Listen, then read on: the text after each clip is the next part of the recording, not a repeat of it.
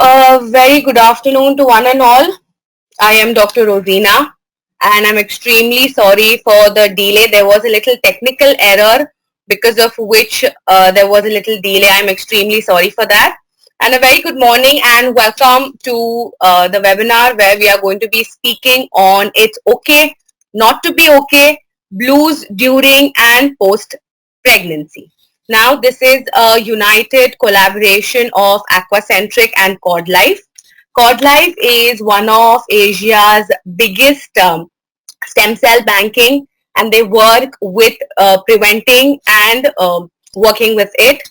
And Aquacentric is a physiotherapy center which works with the holistic approach of uh, aquatic therapy, where we work with three modules, that is your air, land, and water. So without further ado, we will start. I am Dr. Rosina and I am the senior physical therapist at Aquacentric. Today I will be talking about what is depression, risk factors, signs and symptoms, role of diet and exercises, tips and tricks to tackle depression, and then we can address your question and answers. Now, coming to what is depression? Depression is a mood disorder which is characterized with a lot of changes in your mood. There is a persistent feeling of being sad, not being able to participate in activity which you ideally would love to. And depression also affects the way you look at a situation, look at a person, and you will not react to it the way you normally react.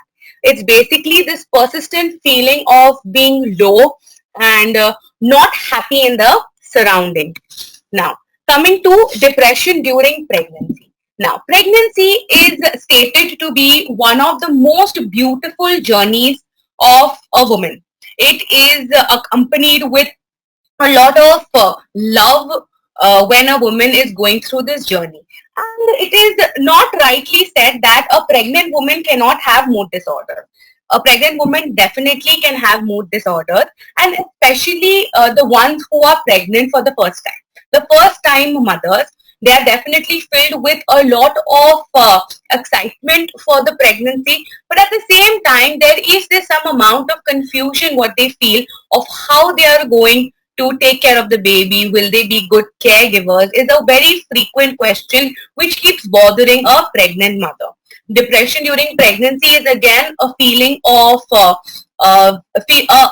persistent feeling of being very low, feeling very depressed, not in a mood to talk, self-isolation, crying sometimes.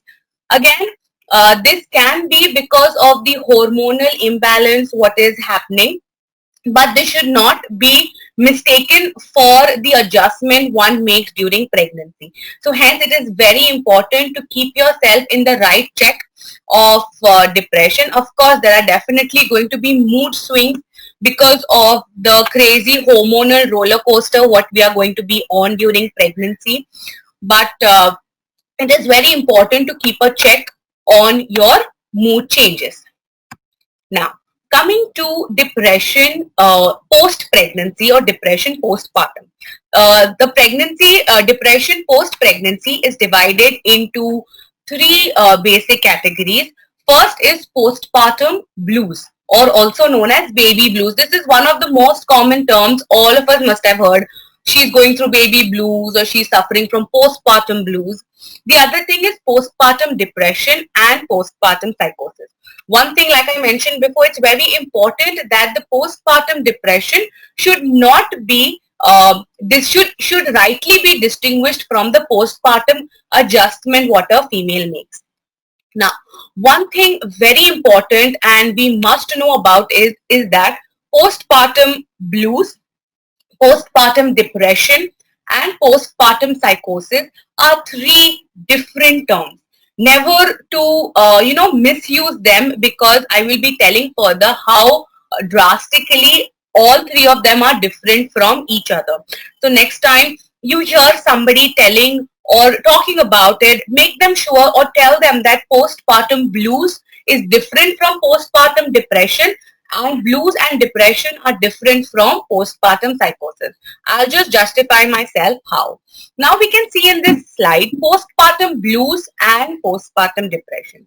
In postpartum blues, the symptoms are going to start from the third day or fourth day post delivery, and it's going to last for a few days or weeks, and it's going to disappear, right? In postpartum depression, the symptoms is seen after a month, after a year, I'm sorry. In when a woman is suffering from postpartum depression, it is seen after a year. Postpartum depression, as you all can see, is very common. It is seen in about 70 to 80% of women. However, the symptoms disappear within few weeks post delivery. 10% of individuals experience postpartum depression, and it can last up till a year or more if medical help is not taken. So like we can see here, postpartum blues is very common. Most of the individuals feel some amount of postpartum blues. Like I mentioned before, there is a lot of hormonal changes happening in an individual. She is going through a lot of postpartum adjustments. Right. There is a sudden drop in your hormonal levels, which can lead to some amount of mood swings, which is absolutely justified. But postpartum blues is seen in a large number of population, and there is nothing wrong about it, right? But one thing very important is that you must be under right check. You must continuously keep checking yourself and have a borderline of this is my mood swing. So like here when it is mentioned about mood swings, I will be talking about the symptoms what one sees. But in postpartum blues, you will be able to bounce back very quickly. But in postpartum depression, like it's mentioned, it takes about a year to wean off. And if medical treatment is not taken, it may take a longer while. Now coming to postpartum psychosis, this is very rare, absolutely rare. Like you can see, it affects only 0.1 to 0.2% of live birth. It occasionally or usually it occurs about 3 to 6 weeks after your delivery. And postpartum psychosis is basically seen in individuals who have had a history of depression, have had a history of bipolar disorder. Bipolar disorder is when an individual has an extreme happiness or the extreme sadness one individual notices. That is your bipolar disorder. At the time they are extremely happy, and then suddenly there is a drop in the mood and they're extremely depressed and mellowed. Then we have schizophrenia. Schizophrenia is also known as a split personality disorder, where an individual has the personality of an individual would remain same. If I am known to be a very bubbly, jolly girl, I would be that aspect in all phases of my life. As a mother, as a daughter, as a friend, as a wife, I would have that nature in me. But in schizophrenic, what happens is there is a sudden change in the personality. From a bubbly individual, the other personality can be a very anxious, very aggressive person. So postpartum psychosis is common in individuals who have had a previous history of these conditions. If postpartum psychosis is untreated, it can lead to child abuse, suicide, and infanticide. Child abuse is the mother's going to be not taking care of the child right, beating up the child, not taking care of the child. The attachment of the mother towards the child is absent. Suicide is, again, we all know, ending one's life. And infanticide is where the mother hurts the child. So that is seen in postpartum psychosis. So it is, like I mentioned before, postpartum depression, postpartum blues, and postpartum psychosis are three completely different terms. So whenever we are using it, we must be very careful and we must get ourselves checked for it regularly. Like I mentioned, postpartum depression or postpartum blues, the baby blues, are commonly occurring in individuals, new mothers, which is fine. Making sure, like I mentioned before, the symptoms are disappearing within few weeks after your delivery. Now, coming to the cause of postpartum depression, the exact cause is not known, why it happens, how it happens, but one of the estimated researchers say that because of the levels of estrogen, progesterone, cortisol, all these are hormones what are released from the body during pregnancy. All of them are at its peak. It's the highest. But once a woman delivers, there is a reduction in the hormone. So this sudden roller coaster can also cause the baby blues or postpartum depression. Now, coming to the risk factors of what all can be the risk factors in during pregnancy and post-pregnancy depression. So we have four. We have jotted four. First is the biological factor. We have obstetric factor, clinical and psychological factors, social and psychosocial factors. Now coming to biological factors, like we spoke about how in pregnancy a woman is on a crazy roller coaster of hormones. There's sudden ups and downs of hormones during and just post delivery. So the hormonal variation during pregnancy and puerperium is a period just after the delivery. That period is known as your puerperium period. So in that also, because of the hormonal changes, there is chances of slight mood changes in or post pregnancy. Coming to obstetric factors. Obstetric factors is factors related to your pregnancy and birth. One very common cause is cesarean section, also known as C-section, LSES, are various terms for C-section deliveries. It happens where a mother has planned her delivery and she wants to go in for a normal delivery, and the baby's position is absolutely right for a normal delivery, but because of the need of the hour, the doctor suddenly has to do an LSES, or she has planned for, she wants to have a normal delivery, but because of XYZ reason, an LSES surgery has to be done or the C-section has to be done. This also causes a mother to have mood swings, right? But as a clinical practitioner, we have seen there is not much of a difference in vaginal delivery and your cesarean section. Yes, of course, vaginal delivery is more natural. It is more convenient for girls, women, but C-section, like the picture beautifully depicts, it is the strength what the woman has, right? And never take your C-section in a negative manner, right? And now because of the advancement in surgeries, in the cosmetic what we have, the LSCS scar is also very minimal. It is known as the phalansteal scar or the bikini incision what they take. It is very minimal, and it, you cannot even see it. So there is not much damage to the body, and don't take C-section as a drawback. Just accept the positivity because it has given you your beautiful child. So C-section is one of the causes for depression post-pregnancy. The other thing is unplanned pregnancy. Many a times it happens that a woman or the family is not ready for a child, or you already have a child, you are not planning for the second child. Sometimes it happens we are not socially or financially ready for the next child. So when we have unplanned pregnancy, so there is a constant worry at the back of the mother's head of how am I going to do this? How am I going to do this? That constant worry can lead to some amount of mood sways or depression during and post pregnancy. Coming to the clinical and psychological factors. First thing, if there is a positive history of depression in the previous aspects of your life journey. For example, if because of family issue or because of job issue, you have already faced an episode of depression out of which you'll have come out very, very beautifully. But there are chances that during pregnancy, these symptoms may come back.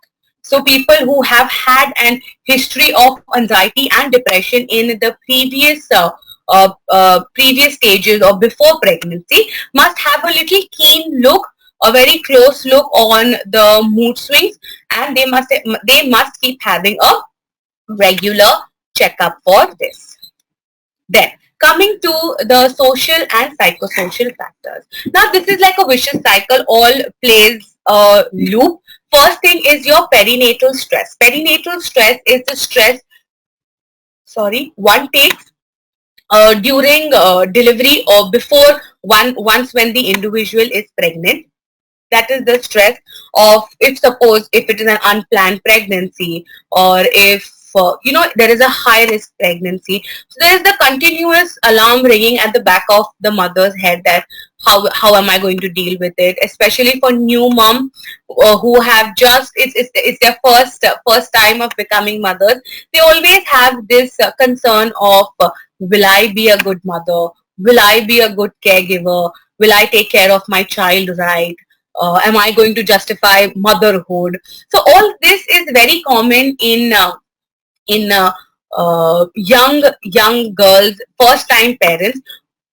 Second cause can be lack of social support, and especially now in this pandemic, there can be that you have to take care of your work and job at the same time.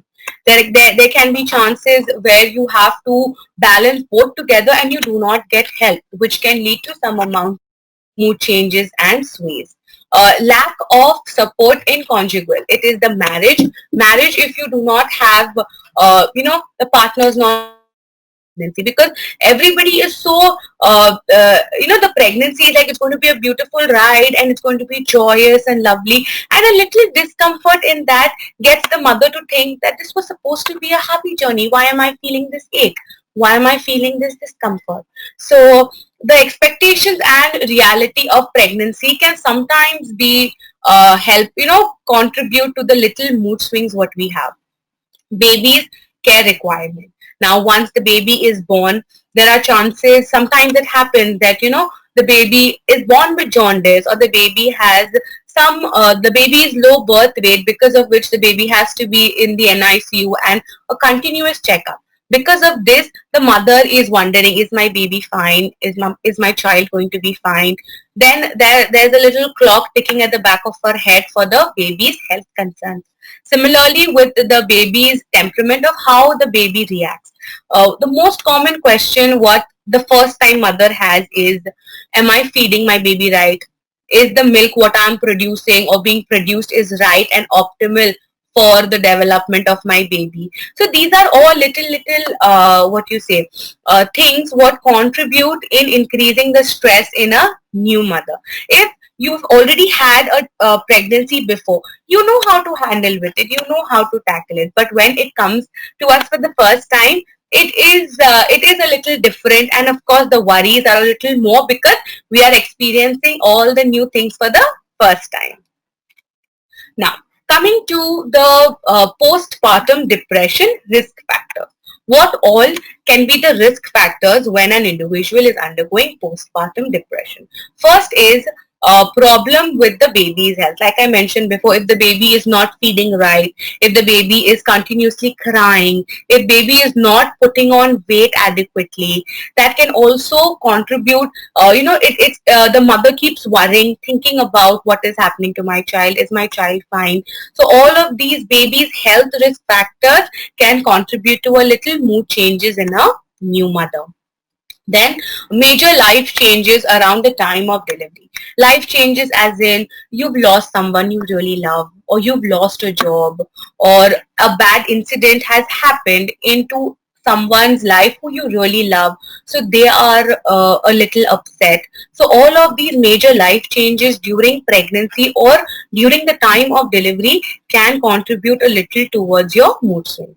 Lack of support or help with the baby. Sometimes it happens, you are a working mother or you have some work, but you have to take care of the baby and the work at the same time. Sometimes it happens, you're running late, the baby is not keeping well, but there's an urgent meeting which you have to attend, so you cannot take the baby with you, you cannot leave the baby alone. So all of these factors with the baby's health and lack of support in taking care of the child can also play a little role in depression. Being mother at a very young age and severe PMS. Now, being mother at a very young age, this initially used to happen in the yesteryears where the girls were married at a very tender age of 12 and 13 years, and by the time they were 16, 17, 18 years, they had their first child. So they themselves were kids. They did not know how to take care of themselves. Then they had a child to take care of. So there was this constant, what you say, like a thing running in you. Will I be able to take care of my child? Am I a good mother? Am I a good caregiver? So that can contribute to mood swings. Then, self or family history of mental illness and substance abuse. Like we talked before about it, if there has been a positive history of any mental illness in the family or with you, it is very important that you get yourself checked regularly. Right, you would be having a psychologist or your counselor who you talk to. So it's very important that you keep a close check on this so that we can help, you know, uh, we can help it from worsening. Then marital and financial stress. Sometimes it happens when you are pregnant. Like we mentioned before, it is an unplanned pregnancy. You are not ready for the baby. It can be financially. It can be because you are still trying to work on something. It can be work related issues where you have just reached the promotion and there is that little extra mile you have to run to justify the new job. So all of this can, when it does not fall right, can sometimes play a little role in mental or mood swings. Then birth complication. Birth complication, as in if you are trying for a kid for a very long time, and then finally, there is a successful zygote formation, and you are pregnant. So you will always be wondering, you will not be able to enjoy that motherhood or the pregnancyhood, basically, where you're continuously taking care. You are not allowed to roam about. You're not allowed to go around. Birth complications, like, sometimes it happens that the cord is around the baby's neck, so they have to do an emergency LSES. Sometimes it happens that, again, the baby is in breech position where you have to do an LSES. So all of these birth complication factors can play a little role in your mood disorders. Lack of self-confidence of becoming a parent or as a parent. Uh, all of us must have noticed that we always compare ourselves to our mothers. Like, I always compare myself to my mother because she looks at me and she's like, what happened if I've had a bad day, if I've had an argument, or if something has not gone as planned. She just sees the look on my face and she'd be like, what happened? You seem worried. You seem disturbed. So I always, and I keep telling her also, and I'm sure most of us, we compare ourselves to our mother or father or our parent when it comes to taking care of the offspring, is because I always ask myself, can I be half of what my mother is? And that's, I think, a question for all of us. We always wonder, can I be 1% of what my mother is or 1% of what my father is? Because they are so caring, caregivers. And let me tell you, my mother keeps telling this to me. She learned it over the time. The bond came over the time. Nobody is what you say, ready to be a mother. Nobody has a proper guidelines or a book to be a mother. It is just the way the bond develops and how you become a mother, which turns out very beautifully. So yes, lack of self-confidence as parents can also sometimes play a little role in aggravating depression. Now, coming to the postpartum depression symptoms. Now, we will talk about symptoms emotionally, physically, and how you will react to a situation. So coming to the emotional symptoms first, there's going to be a lot of fluctuation in the mental health, sudden happiness, sudden sadness. There is outburst of crying, bouts of crying, hopelessness and anxiety. There's always this thing, or very, very anxious, very apt about what is happening, loneliness and sadness, feeling very overwhelmed. So many things are happening at once. You've given birth to a child, you have to take care of the child. Everybody will come and tell you, do this, do that, do that. So the individual gets very overwhelmed with the situation. Feeling of hurting the baby, guilty. It's an emotional roller coaster, like we talked about before. Increase in the amount of crying. Of course, crying is one of the easiest way to feel good. I believe in that. Whenever there is something bothering you, and you feel like crying, just let it out. It's sometimes it happens. Many of us cannot cry in front of somebody, and that's absolutely fine. Go to the room, go to the bathroom, lock yourself, and just cry it out. And after crying, you do feel a little light, or talk to somebody who you really confide in. I will be coming to how we can tackle depression in the later slides. So yes, increased amount of crying, overthinking, and constant worrying. This is going to be your emotional symptoms. All of this you will feel as the emotional change to a depressing situation. Then coming to postpartum depression and behavioral symptoms. Now, there's going to be lack of or too much interest in the baby because of the situation, or if the baby, like we talked about before, has had a history of an ICU stay or has a history of PICU stay. So the concern towards the baby increases a lot, or there's going to be absolutely no concern for the baby.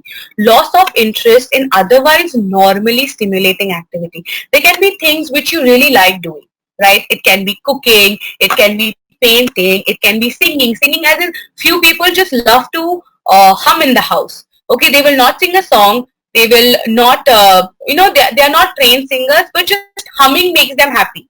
Just sitting and just few words of the song here and there makes them very happy. So these are the little things which you really enjoy doing, but because of the depression, you will not encourage it that much. You will not do that, and if somebody does it, the situation would irritate you. Social withdrawal and isolation. You will not want to be with people, sit with people. You will want to be to yourself, stay alone. And poor concentration in terms of which turns into confusion. So all of these are the behavioral symptom of how you would react to a situation when you are undergoing a depressive episode. Then coming to the physical symptoms, you will be very exhausted, you will be very fatigued, tired, sluggishness. It's going to reduce the quality of work you do. Like we mentioned before, it is the persistent feeling of sadness which affects your daily activity. You may be very good in cutting vegetables. You may be excellent in cooking food, but because of the depression setting in, you do not like to do all of it. Or if you do it also, you would do it in your own way. You would take a lot of time, right? It's in a very sluggish manner. Sleep problems. Sleep problems, again, during depression, it happens that we either sleep a lot or we don't sleep at all, right? So, and this is not because of the baby. Screaming baby is basically crying baby. It is not because of that. It is just because of the changes what you're going through will stimulate your sleep. Appetite changes. Like we know, we will see if we've had a very tough day or when we are stressed out. Few people binge eat when they stress, and few people absolutely stop eating. We must have realized when we have a presentation coming up, or we have a deadline and we have not finished the work, so we binge eat, or some people just stop eating. So again, there's going to be an appetite change in or during depression. Headaches, chest pain, heart palpitation, and hyperventilation. Chest pain is what? It's basically because of the increased palpitation. Like we mentioned before, anxiety is there, right? Anxiety can lead to increase in your palpitation. Now, that can happen anytime, when we used to answer exams and when we are giving vivas and we are next, that amount of the heart throbbing against the wall is what you will feel. Then the continuous palpitation and hyperventilation. Now, how we can overcome depression during and after pregnancy. So there are a little tips and tricks what we can follow which will help us to stay away from it, and we should always have a very close check with our symptoms on this. Now we'll talk about how we can do that.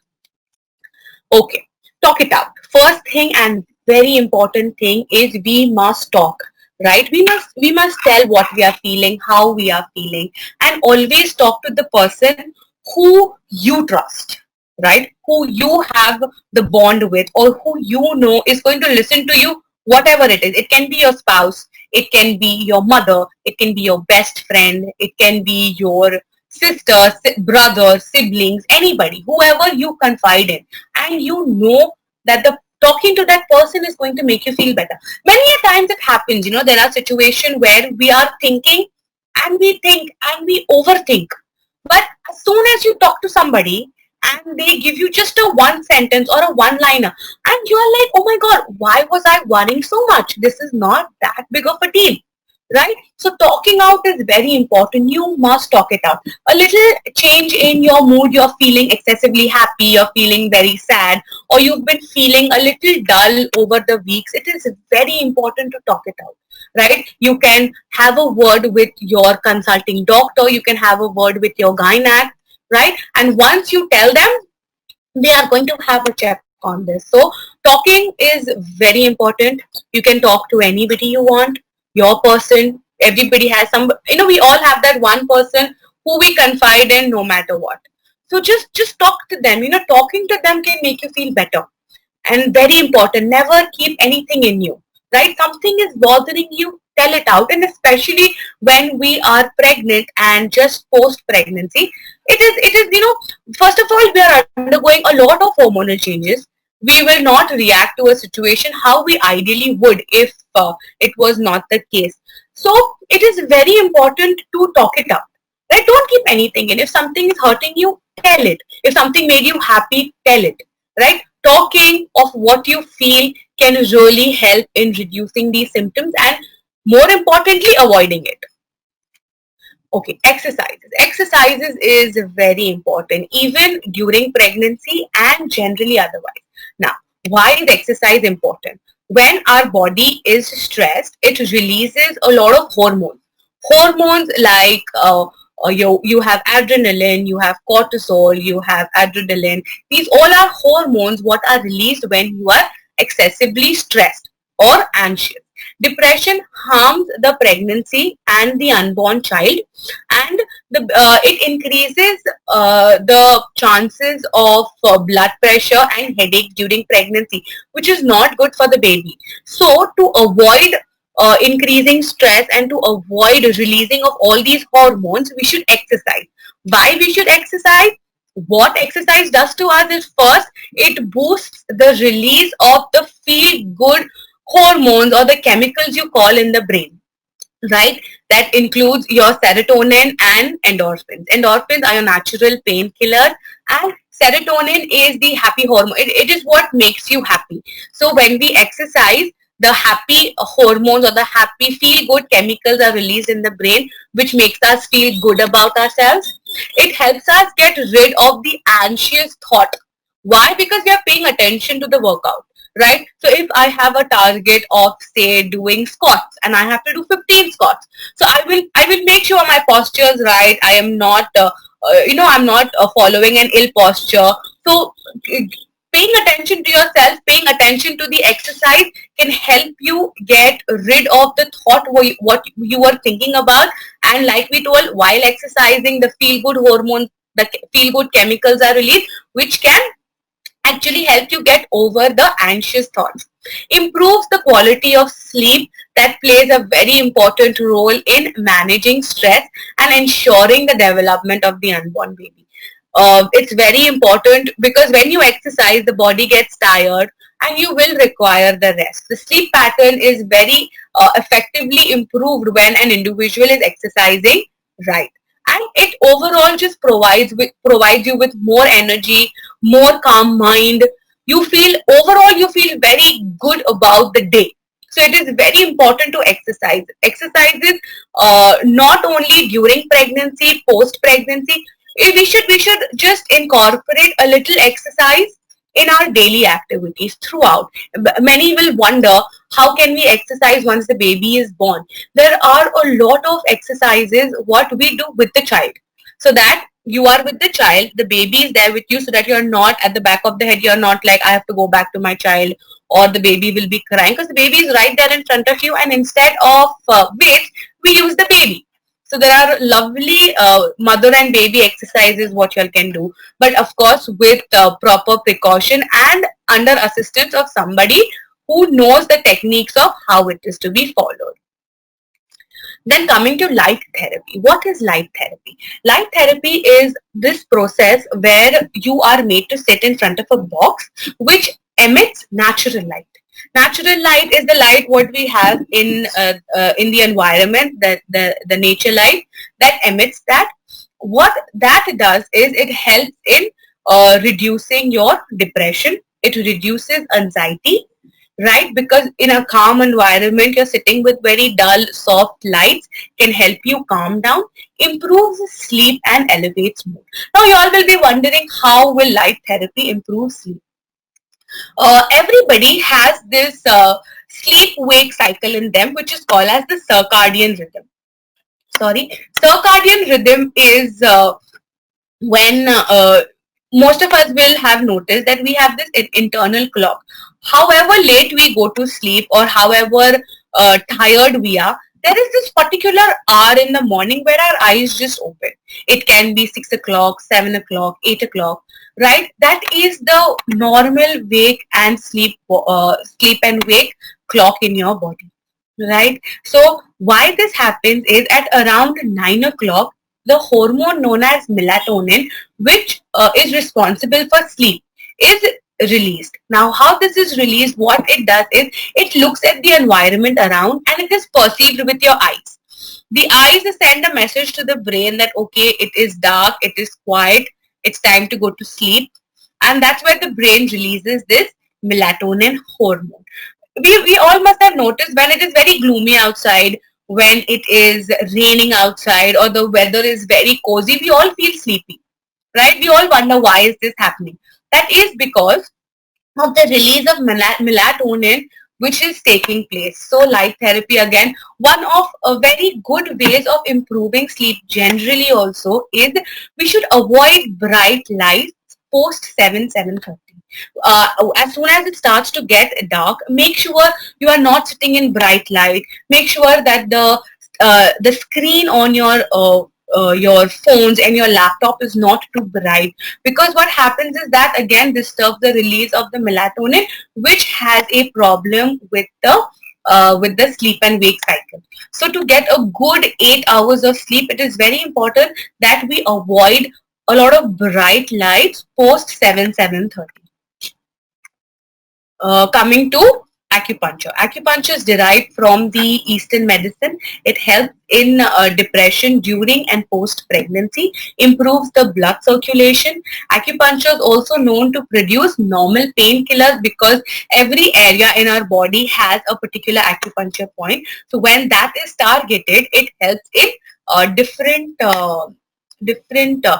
ways of coming out. Like say for sleep, there'll be a target point for sleep, there'll be another point for pain, there will be a point for heart, there's a point. So every organ in our body has a particular acupuncture point. So when that is stimulated, it apparently has a very good response to the body.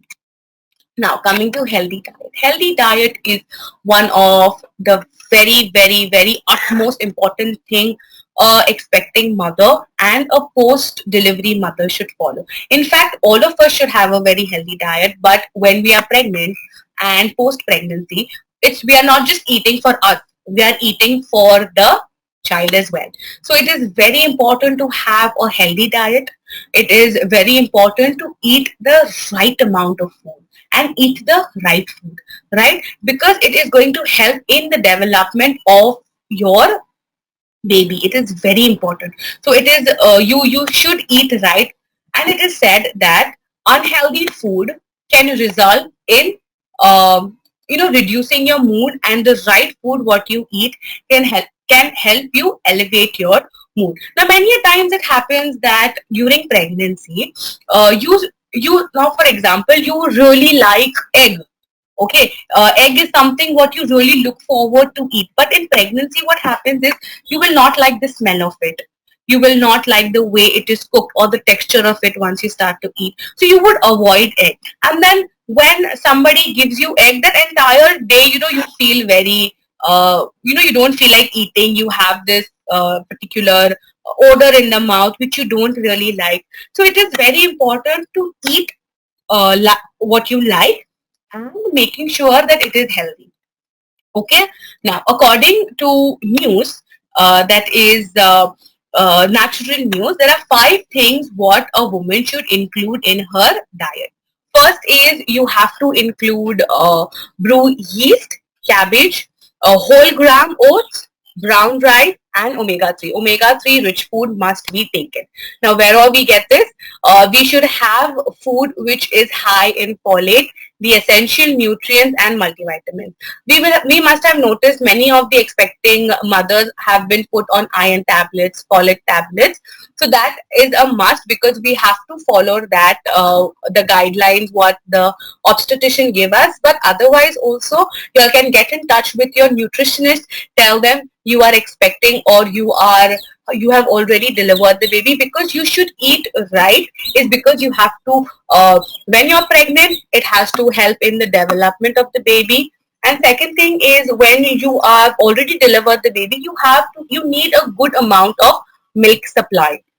So to get that, you must eat right. Then again, folate can be found in broccoli, spinach, wheat.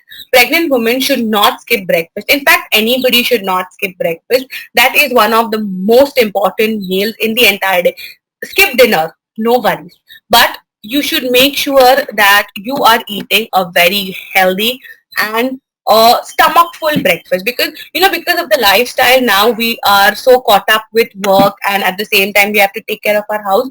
We happen to skip breakfast, or we happen to just reduce the amount of breakfast what we eat, but that is not done. It is very important to eat good and healthy breakfast, of course, definitely plus when you're pregnant. Otherwise also it is very important to have a good healthy breakfast. You can have cereals, drink tomato juice, orange juice, because that is again high in folic acid. Vitamin B6, B12, vitamin D, iron, calcium, very essential during pregnancy and must be taken in the right amount. Low fat yogurt has a source of vitamin D and must be increased.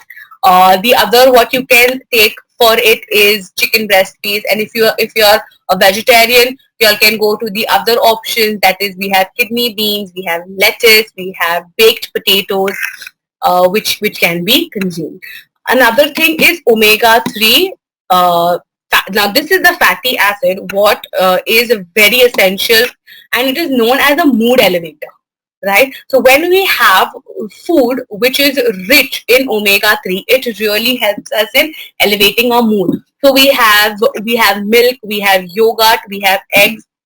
And one thing very important for mothers who have already delivered is that you must take good amount of milk products. Calcium must be really in a high amount in your diet, is because whatever calcium is there in you is going to the baby in form of the milk, right? So whatever calcium is there is being taken by the baby. So you need calcium for yourself as well, right? So there is the resource depletes, starts to deplete. So you have to keep filling in that calcium so that if it is going for the baby also in the breast milk, you have good amount of resource to take care of yourself.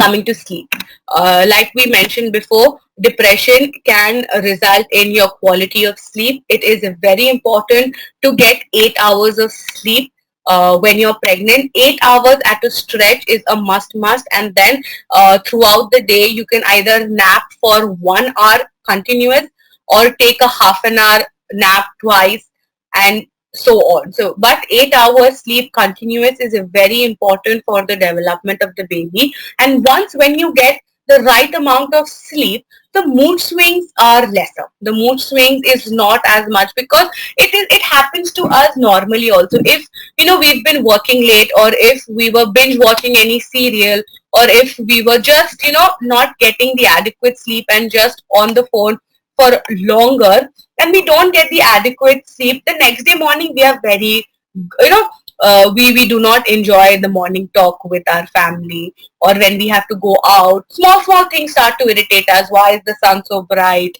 Why is it so windy? Because we've not got our sleep. And when you've actually got the ideal amount of sleep, you will actually enjoy going out, go meeting people, having the good tea talk with your family. So it is very important that we get the ideal 8 hours of sleep, because that will again help in reducing the mood swings what one feels. There are studies which state that there is a close relation between disturbed sleep pattern and depression during pregnancy. Sleep position must also be suitable. Like everybody must be knowing, from the mid of second trimester, we are advised not to sleep on our back. Why is it so? Is because of the growing fetus. There is a pressure what is excessively falling onto the heart, because of which there can be chances that when you are sleeping on your back for a very long time, you may start to feel breathless and start to palpitate. So it is very important that you turn onto one side and sleep, basically the left side. You can turn onto one side, keep a pillow under your knee, go into the sideline position. That is one of the very suitable positions for an expecting mother. And even post post delivery, making sure that your sutures are healing right and you're not putting a lot of pressure on it. You can go into a sideline position with adequate pillows onto the side, which will help in preventing back pain. Again, in pregnancy, what happens is, because of the increasing abdomen, a lot of pressure falls onto the back. So our sleep is reduced because of the back pain. So what we can do is we can go on to the sideline position and keep the lower leg straight and the upper leg is flexed and on a pillow. So when the upper leg is flexed and on a pillow under your knees, there is a good amount of stretch happening in the fascia of the back, which will help you to ease out the back pain. So again, sleep positioning is very important. Right sleep positioning is very important to get a good 8 hours of sleep. Sunshine. Sunshine is the normal sunlight what we get. Now because of the pandemic, we are all not able to get out, and otherwise we would go out, have a good walk. Morning hours, the morning sunlight is very good. Exercising in an open environment, all of this elevates your mood. And sunshine, the vitamin D what is present in, is very important for the development of your bones first, and even the baby's bone. It boosts the growth of bone development in your child. But now because of the pandemic, we cannot do that. But hopefully this will settle and we can get back to our normal life, where we can jump out and have a good exercise session in a garden and enjoy the sunlight, because it's good for you as well as your child. Keep a diary. It is sometimes what happens is you do not like to share feelings with anybody, right? We always have this thing of what will they think, right? It happens, right? Sometimes when we are going through a situation, and we always wonder, if I say this, what will they think? Will they agree to me? Will they not agree to me? So the best thing is to write a diary. Maintain a diary. Write all your happy moments. It can be the smallest of the things, right? Sometimes just like one of my friends, a budding flower makes her very happy, right? So when she sees that, she is like on top of her happy place. The budding flower makes her very happy. So it can be the slightest of the thing, right? You all can jot down the first time you all felt the baby's movement, right? What changes did you all see in the sonography? How is your baby growing? What was the size of the baby when you just got to know you were expecting? What is the size of the baby now? You can have a nice diary of things, whatever makes you happy, right? So whenever you feel a little low, you're not feeling very up to the mark with your emotional background, you can just get back to these books, and actually reading this is going to make you happy, right? Which will help us in preventing ourselves from depression. So yes, keeping a diary, writing happy moments, sharing the bond, it is very important, and it really helps. So keeping a diary can be one of the tricks what we follow to avoid depression.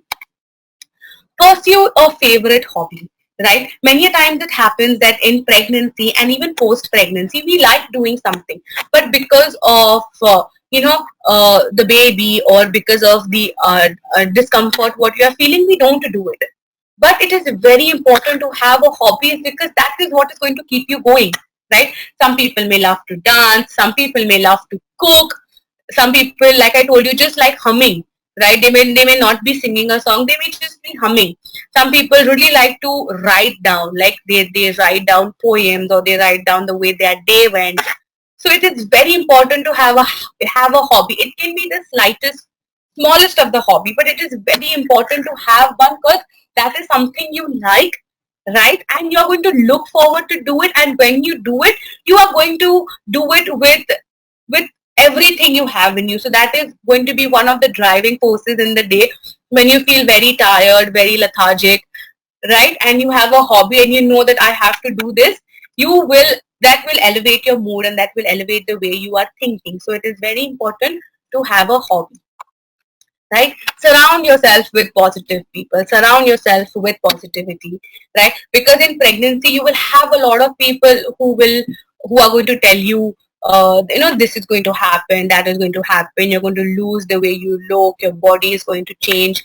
But all of this is going to give you that beautiful child in your hand. So every bit of it is completely worth it, right? Surround yourself with people who really admire you, who are that driving force to you, who give you that last push for every time you feel a little laid back, or you feel things are not working right. Because just surrounding yourself with positive people is really going to help you fight the mood swings what we have.